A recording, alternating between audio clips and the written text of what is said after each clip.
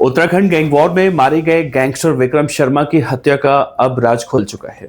Jail में gangster Vikram Sharma ने 2 लोगों को इतना टॉर्चर किया कि अब उसके सीने में गोलियां उतारी गईं। विक्रम शर्मा हत्याकांड में सनसनीखेज खुलासा हुआ है। जेल में उसने बेइज्जत किया था। विशाल को इस कदर बदले की आग में झोंका उसने कि उसने विक्रम के दुश्मन से गठजोड़ किया और फिर हत्याकांड की पूरी साजिश रची गई। नमस्कार, मैं हूं देवनाथ पांडे। कहते हैं कि जुर्म की दुनिया में दुश्मन का दुश्मन दोस्त होता है। उत्तराखंड के गैंगस्टर विक्रम शर्मा हत्याकांड में ये कहावत पूरी तरह से फिट बैठा और विक्रम शर्मा हत्याकांड में अब ये बातें खूब सुनने को मिल रही हैं। पुलिस और एसटीएफ की जांच में सामने आया है कि गैंगस्टर विक्रम की हत्या की पटकथा ऐसे 2 लोगों की गठजोड़ से तैयार हुई जो विक्रम शर्मा के आतंक से परेशान थे। दरअसल विक्रम शर्मा ने 2 लोगों को जेल में टॉर्चर किया था, जिन्होंने इस बेइज्जती का बदला लिया और विक्रम के सीने में गोलियां उतारी।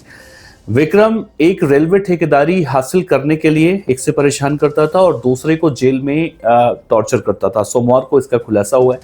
पुलिस ने 2 लोगों को पकड़ा। इसमें अक्षत ठाकुर, जो कि जमशेदपुर झारखंड का रहने वाला है, और दूसरा आरोपी राजकुमार भी वहीं का रहने वाला है। इस कहानी का पहला किरदार है शूटर विशाल।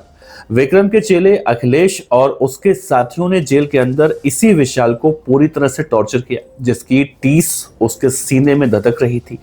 वो विक्रम को मारकर उससे बदला चाहता था। और वहीं दूसरा किरदार रेलवे का ठेकेदार यशराज था। विक्रम यशराज सारिका एंटरप्राइजेज के रेलवे के जो ठेके था उस पर कब्जा चाहता था और लगातार रंगदारी के लिए उसे परेशान कर रहा था। जब जेल की सलाखों के पीछे टॉर्चर झेलने वाला विशाल बाहर आया तो पहले से रंगदारी से परेशान यशराज से उसकी मुलाकात हुई। दोनों एक दूसरे से मिलते हैं और विक्रम के खात्मे की योजना बनाते हैं, और इसके बाद दोनों ने अपने अपने आकाओं से संपर्क साधा। कहते हैं कि जब 2 परेशान लोग एक साथ मिलते हैं तो कुछ बड़ा होता है। यहाँ भी वही हुआ। उन दोनों ने अपने गैंग का पूरा सपोर्ट देकर विक्रम की खूनी साजिश की पटकथा लिखी, उसे अंजाम तक पहुंचाया। गैंगस्टर विक्रम शर्मा हत्याकांड में शुरुआती जांच में मुख्य रूप से भले ही गणेश सिंह गैंग का हाथ सामने आया हो, लेकिन पुलिस अखिलेश गैंग की भूमिका को भी लगातार खंगाल रही है। विक्रम अखिलेश सिंह का बेहद करीबी था, लेकिन लंबे वक्त से विक्रम और अखिलेश के बीच में बातचीत बंद हो गई थी। मोहित उर्फ अक्षत ठाकुर की बात करें तो वो ग्रेटर नोएडा के गलगोटिया यूनिवर्सिटी का छात्र था। अक्षत ने ही ग्रेटर नोएडा के अपने फ्लैट में हत्यारों को पनाह दी थी। हरिद्वार से भागने के लिए यशराज की स्कॉर्पियो गाड़ी का इंतजाम किया था। वहीं एक और आरोपी है राजकुमार। इस खूनी खेल का फाइनेंसर था। पूरी शूटरों ने हरिद्वार में जो स्कूटर और बाइक किराए पर ली थी उसका पेमेंट राजकुमार की यूपीआई आईडी से किया गया था। जबकि आरोपी आशुतोष, जो मुख्य शूटर था, जुर्म के दुनिया में डॉन बनना चाहता था और इसी वजह से उसने हत्या की भूमिका में अहम रोल अदा किया। विशाल के साथ मिलकर विक्रम पर गोलियां उसी ने बरसाई थी। इस मामले में एक नाम है अंकित वर्मा की, जिसने रेकी की थी, उसमें अपनी अहम भूमिका निभाई थी। साजिश का सबसे बड़ा मोहरा अंकित वर्मा को ही माना जा रहा है। इसने 3 महीने पहले एनी टाइम फिटनेस में एडमिशन लिया, जहां विक्रम जिम करना चाहता था। घटना वाले दिन इसी ने फोन कर विक्रम को बाहर निकलने की जो पूरी सटीक जानकारी थी विक्रम की, वो आरोपियों तक पहुंचाई। आरोपी यशराज रेलवे में फूड सप्लाई का ठेकेदार था और विक्रम इसे लगातार रंगदारी मांग करता था और ठेका कब्जा करना चाहता था, और इसी रंजिश में इस हत्याकांड को अंजाम दिया गया था। भागने के लिए इसने अपनी स्कॉर्पियो कार भी उपलब्ध करवाई। घटना के बाद भागने के लिए हरिद्वार में इसी की आईडी पर किराए की बाइक, स्कूटर सब लिया गया था।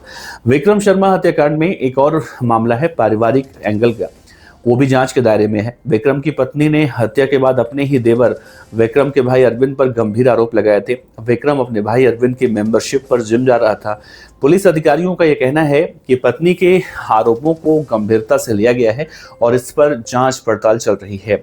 इस पर यह भी स्थिति पूरी तरह से साफ हो पाएगी कि जम्मू के शूटर और मास्टरमाइंड जो है, इसमें यह भी निकलकर सामने आएगा। जब तक इस पूरे मामले के शूटर मास्टरमाइंड गिरफ्तार नहीं हो जाते, तब तक ये कहना कि विक्रम हत्याकांड में उसके भाई का भी कोई हाथ है, अखिलेश का कोई हाथ है, गणेश गैंग का कोई हाथ है।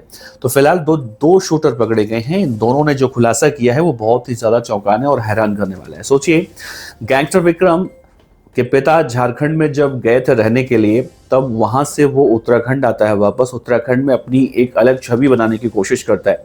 उत्तराखंड की राजधानी देहरादून में काफी लंबे वक्त से छिपा हुआ था, या फिर कहें कि अपने नाम पते सब चेंज करके। जब उसके घर से जब लास्ट टाइम छापा मारा गया था तो उत्तराखंड की पुलिस ने 3 से 4 आधार कार्ड उसके घर से अलग अलग नामों के बरामद किए थे, जिसमें चेहरा तो गैंगस्टर विक्रम शर्मा का हुआ करता था, लेकिन नाम अलग अलग हुआ करते थे।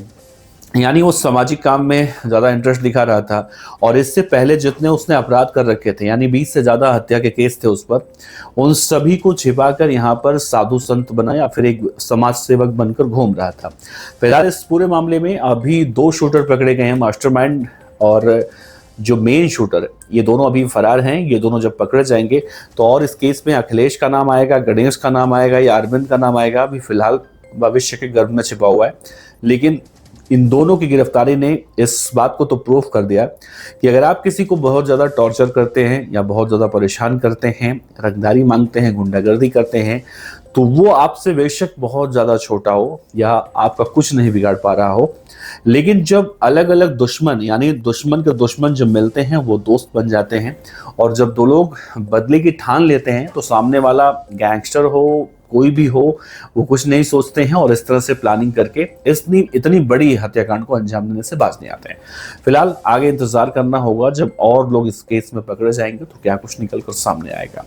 वैसे एक बात मैं पर्सनली कहना चाहूँगा कि गैंगस्टर, बदमाश या जितने भी इस तरह के लोग होते हैं, जब मैं इनकी कहानियाँ बताता हूँ, जब इनके बारे में बताता हूँ, इनके बारे में कोई अपडेट देता हूँ, तो कमेंट बॉक्स में बहुत सारे लोग ये कहते हैं कि हैं तो ये बदमाश, मारे गए तो अच्छा हुआ, कम से कम पुलिस की गोली से मारते, जिंदा रहते तो किसी को परेशान करते, वो भी किसी को मारते, वो तो आम लोगों को परेशान करते हैं।